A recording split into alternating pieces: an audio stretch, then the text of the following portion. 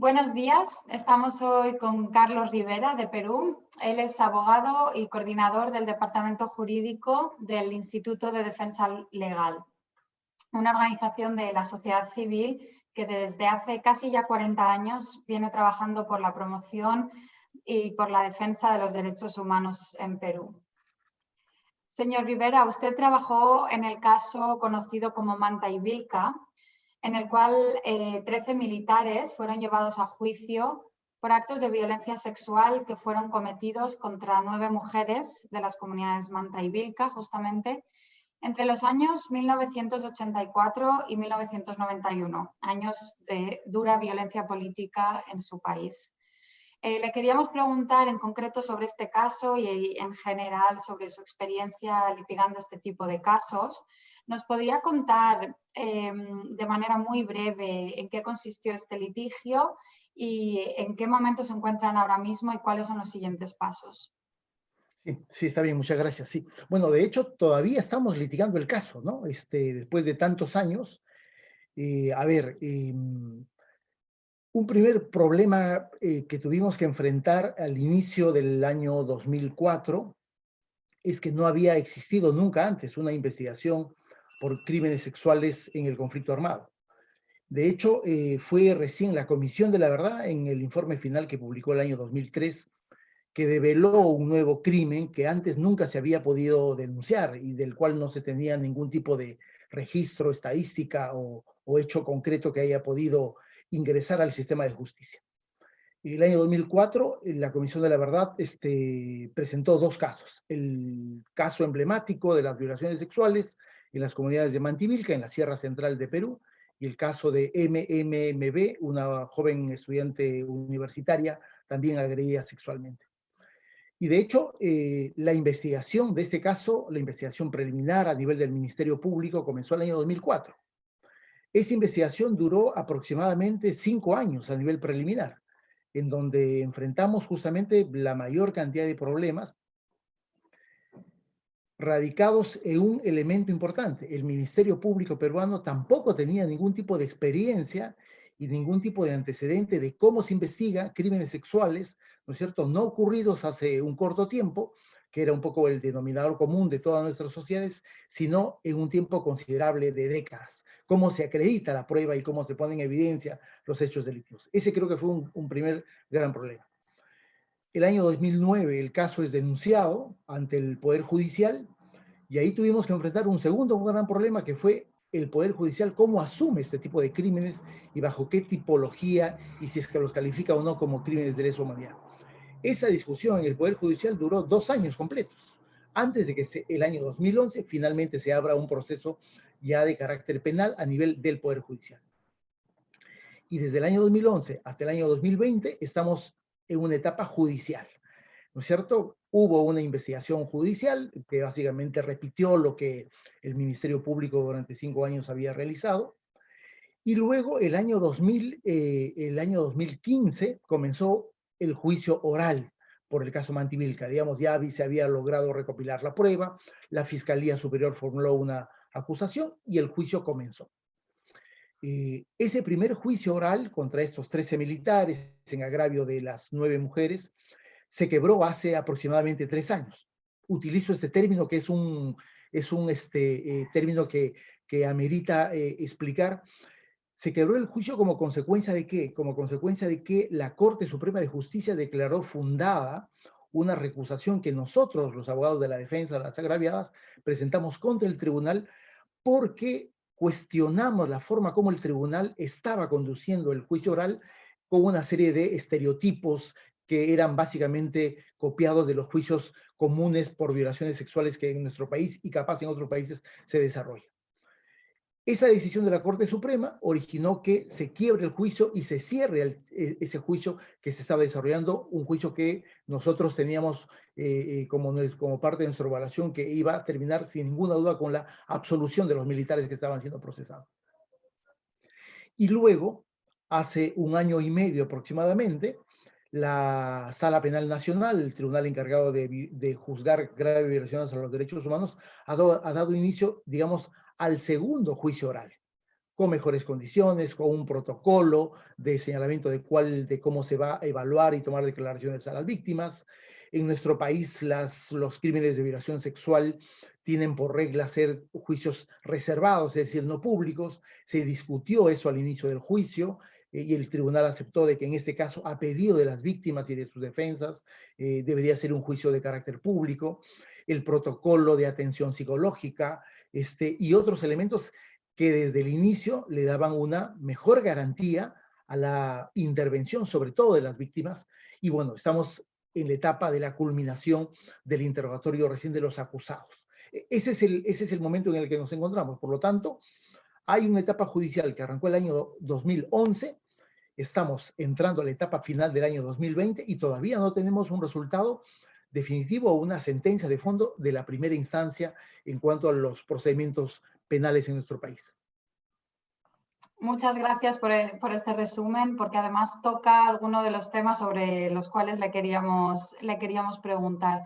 El primero era sobre esta fase de investigación. Nos ha contado que se extendió durante varios años porque, bueno, había una falta de experiencia por todos los actores involucrados, pero además me imagino que había un reto, puesto que los hechos habían ocurrido bastantes años con anterioridad a la fecha a la que se realizaba la investigación.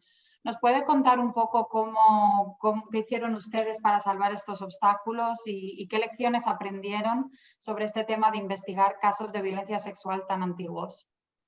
Sí, yo creo que fueron varios los problemas y yo diría todos muy complejos, ¿no?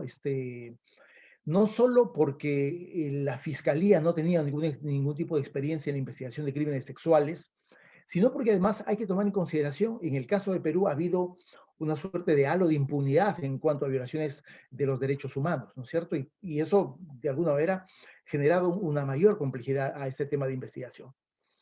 Un tercer problema que tuvimos que enfrentar fue justamente el hecho de que varias de las mujeres y de las señoras que habían sido víctimas de crímenes sexuales, en realidad nunca antes habían hecho ningún tipo de declaración y nunca antes habían tenido ningún tipo de relación con el sistema de justicia. Y al contrario, más bien tenían un nivel de extrema desconfianza de qué podía ocurrir cuando se hubiesen acercado al sistema judicial. Inclusive alguna de ellas no les habían comentado ni siquiera a sus familias, esposos, hijos, de que habían sido víctimas de este tipo de crímenes. Y por lo tanto, una primera cosa que había que generar es en ellas un nivel de confianza con el sistema de justicia y un nivel de confianza de que esto pudiera servir de algo para la historia personal de cada una de ellas. No nos olvidemos que la mayoría de mujeres son mujeres quechohablantes de comunidades campesinas y eso significa, digamos, un nivel de postergación en un tipo de relaciones sociales bastante significativo. Y el otro problema fue obviamente cómo acreditar un crimen sexual, una violación sexual no ocurrida hace una semana o un mes, sino ocurrida hace 10, 15 o 20 años. Yo creo que ese fue el principal problema que tuvimos que enfrentar. Y ahí también nosotros hemos tenido un proceso de aprendizaje, porque también, a pesar de que somos una organización de derechos humanos desde hace mucho tiempo y que habíamos litigado muchos casos de violaciones a los derechos humanos, pero no un hecho de esta naturaleza. Ahí nos dimos cuenta que este era un caso que tenía una mayor complejidad a las, digamos, tradicionales violaciones a los derechos humanos. Pero poco a poco fuimos aprendiendo varias cosas. Uno primero, que era muy importante la prueba del contexto en el que se había desarrollado. Era importante poder acreditar la presencia de personal militar, ¿no es cierto? Era muy importante acreditar el escenario de violencia y de sometimiento de la población a las instituciones armadas, especialmente al ejército. Era muy importante acreditar el tipo de reuniones sociales y de cómo se comportaba la comunidad en presencia de los elementos militares, ¿no es cierto? Y eso significó un trabajo muy intenso de declaraciones testimoniales, ¿no es cierto?, de declaraciones de autoridades que en ese momento habían ocupado ese tipo de cargo. También fue importante acreditar imágenes de cómo las comunidades se comportaban en este tipo de eventos sociales, ¿no es cierto? Y de igual forma se logró incorporar unas llamadas pericias psicológicas, ¿no es cierto? Porque de nada valían algo que el Ministerio Público al inicio pretendió hacer, que eran pericias médico-legales. Digamos, de nada sirve hacer una pericia médico-legal de un crimen ocurrido hace 20 años atrás. Y la Fiscalía poco a poco también fue aprendiendo de que esa era un poco la dirección en cuanto a la actividad probatoria que tenía que desarrollarse. Y con el pasar de los años, estoy hablando de 5 años de investigaciones, ¿no es cierto? La Fiscalía terminó concluyendo de que efectivamente el crimen se había producido en un determinado contexto institucional, político, social, y que había un conjunto de mujeres que habían sido afectadas sexualmente. El informe de la Comisión de la Verdad da cuenta de por lo menos 35 mujeres. Lamentablemente, al final de esta etapa preliminar de investigación preliminar, no se logró acreditar con la misma fortaleza y con la misma objetividad el conjunto de casos. Y por eso es que el Ministerio Público solamente termina formulando denuncia en un número menor de casos a los que la CBR había podido identificar, porque la idea era de poder presentar ante el Poder Judicial los casos mejor logrados, los casos mejor acreditados, que tenían un soporte probatorio mucho más consistente, ¿no? Muchas gracias. Y esto me lleva a mi siguiente pregunta. Usted ha hablado, ¿no?, de la importancia de documentar el contexto en el que ocurrieron estos hechos. Entonces, le quería preguntar qué estrategias utilizaron justamente para la atribución de la responsabilidad penal y si nos puede contar cuál es, en pocas palabras, cuál es la definición de la autoría mediata en Perú y de qué manera utilizaron esta forma jurídica en el caso o no. Sí, sí, de hecho, ese fue otro de los grandes problemas y dificultades, ¿no? Es decir, había muchas personas, me refiero a los elementos militares que habían estado presentes en la masa de Manta, que solamente habían sido conocidos con seudónimos, que es un elemento común en las Fuerzas Armadas cuando desarrollan este tipo de labores contrasubversivas, ¿no? O sea, tenían el recuerdo de un tal Rambo, Papilón, ¿no es cierto? Ruti, Tigre, León, digamos, ¿quiénes son ellos, no es cierto? Inclusive tenemos ahí un documento del registro civil de Manta, que ponen como apellido del niño al capitán Tigre, lo cual en realidad da cuenta de una circunstancia bastante compleja. Pero probablemente una de las cosas que más demoró en cuanto a la acreditación de los hechos fue justamente lograr la identificación del personal militar. Digamos, no se puede formular una denuncia contra el capitán Rambo o contra el capitán Papilón, ¿no es cierto? Había que lograr una individualización en términos de nombres, apellidos, pero eso finalmente se logró. No hubo ningún tipo de colaboración de parte del Ministerio de Defensa, ningún tipo de colaboración por parte del Ministerio o del Ejército, pero a pesar de eso se logró la identificación de 13 elementos militares, que son finalmente los que fueron denunciados. Es cierto, en la base de Manta no fue una base militar importante, porque dependía de otro batallón que quedaba a varios kilómetros de distancia, y básicamente la estructura militar de esa base contrasubversiva era de 1 o 2 oficiales y el resto de personal militar subalterno. Por lo tanto, básicamente los hechos que fueron materia de imputación han sido hechos cuya imputación se ha formulado a elementos militares subalternos y solamente a 2 oficiales. En realidad, si uno pregunta respecto de las autorías mediatas, efectivamente en el artículo 23 del Código Penal peruano contempla la posibilidad de que se haga una imputación a través de autores mediatos, ¿no es cierto? Y además ya en el caso peruano hay varios casos de violaciones a los derechos humanos en donde se utiliza esa figura de carácter penal.